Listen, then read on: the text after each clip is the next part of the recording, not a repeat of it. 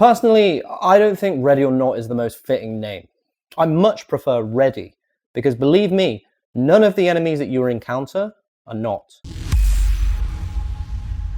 Ready or Not is another game to enter the simulation genre, but instead of preparing meals or pumping water into the side of buildings, you're preparing criminals to enter the next life, or pumping lead into meth heads. It's basically everything that you could want from a video game. You're part of an elite SWAT team based in a fictional LA. I mean, there's no mention of you being an elite SWAT team, but I have to assume that is the case, considering they send you and a few buddies to clear out an entire pedo ring or all of the Mexican cartel. I'd be almost willing to believe that this game was created in a direct response to ACAB, because after you've experienced at least an hour of this, you'll be shooting indiscriminately faster than you can say thin blue line. There's no official story mode or campaign. You have your headquarters where you can stock up on enough gear to overthrow a small town, deciding what you want to bring in depending on the situation. Tight corridors, enclosed rooms, maybe you follow the Germans, you choose gas. If you're on the Spider, you bring the most destructive weapon possible and make sure there's no survivors. And if you go into the post office, you don't bother taking any weapons because there really isn't anything that can help you. There's so many different scenarios at your disposal, and Void Interactive really made you stare, pardon the pun, straight into the void, as if I wasn't doing that enough already. Nothing is off limits. School shooter mission? Check. Nightclub massacre with dead civilians' phones ringing? Check. Multiple levels involving child trafficking or just straight up child? Double check. Each mission is incredibly detailed, sometimes a little bit too much, if I'm completely honest. I think it won't be long until there's a mission created where you have to raid the home of the person that's in charge of all the level design. Especially this shit, I mean, Jesus Christ, man. There's all these little Easter eggs to find on each level.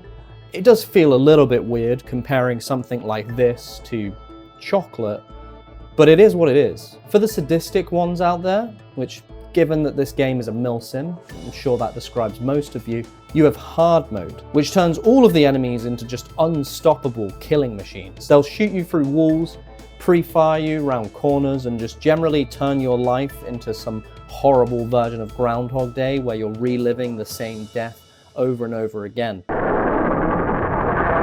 I genuinely can't think of a better place to talk about this level, because once you start, you will be shitting yourself non-stop until you finish it. Obviously, I'm being a little bit hyperbolic here. You're never gonna finish it. I don't know who was in charge of designing this level, but I think it's only fair that legal proceedings are started now before he can harm anyone else. At first it seems simple.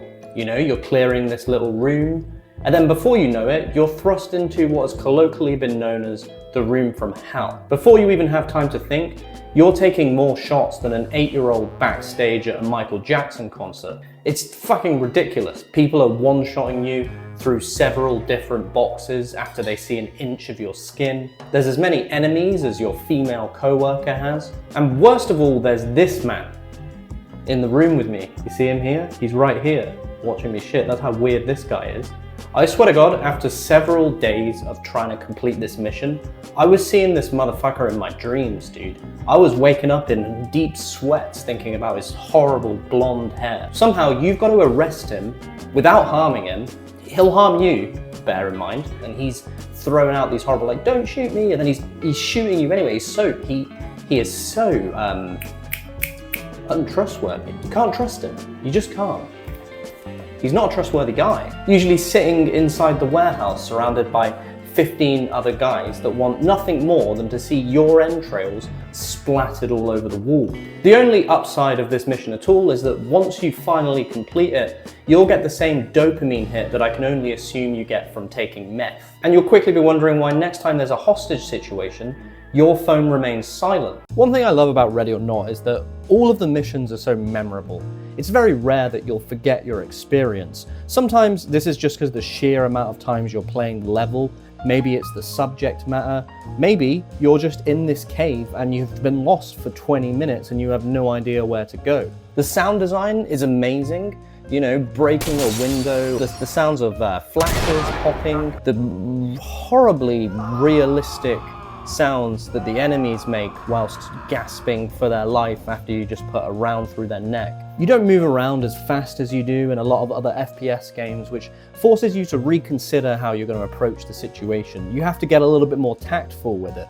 Maybe you use the mirror gun to check out what's in the room before you. Maybe you throw 6 flashbangs in there. Maybe you pop some gas and obviously it does nothing because for some reason the gas does nothing. There's this cool headcam mechanic where you can see a live feed of your buddy's headcam, which is perfect for capturing the moment right before he domes you in the head by accident. The health system is really simple and easy to get your head around, inconveniencing you a little bit, but not being too much of a burden where it feels like you spend hours healing and you don't actually get to do anything else. Tarkov, not salty about the ban. I'm a little bit salty. Well, You have all of these cosmetic unlocks that you can acquire from achieving specific ranks on specific levels, which honestly really says a lot about the state of video games, that's something that's like impressive, that you don't have to buy them, that you don't have to microtransaction to buy them. That's like a plus. We're down bad. There are some annoyances, of course. The civilians are completely irrational, refusing to surrender even while you're performing a laryngoscopy with the barrel of your rifle. Oh, I'm recording you. That's great. You'll capture the last moments of your life before I shoot you in the head. Their favorite place to run is directly in front of your line of fire, like they're an injured whale trying to beach itself. And they're incapable of just shutting the fuck up. Some levels have these trip mines, which you can only see by peeking the door slightly, and you see this tiny little wire, and then you've got to position your character into this very specific position in order to get the little prompt to come up for you to bring out your multi-tool, and then you've got to wait for your multi-tool to finish like removing it, and you do that for like 17 doors, but you forget on the 18th door, and that just happens to be the one with the mine in it, and now you're sent right back to the start of Ideas of March, and you're thinking, oh Jesus, why do I enjoy torturing myself so much? On hard mode, the enemies are a little bit too overpowered sometimes. You know, like there's only so many times that you can shoot someone in the back 3 times before they spin around and 180 one-tap you, before you say, you know what, like tonight, I'm just gonna put some Coco Melon on and play some Club Penguin. Apart from some of my light criticism, Ready or Not is a fantastic game and is well worth the price tag. It gives you something that I think we all want in some way. A little bit of power, a little bit of control, and above all else, to bring order to the chaos.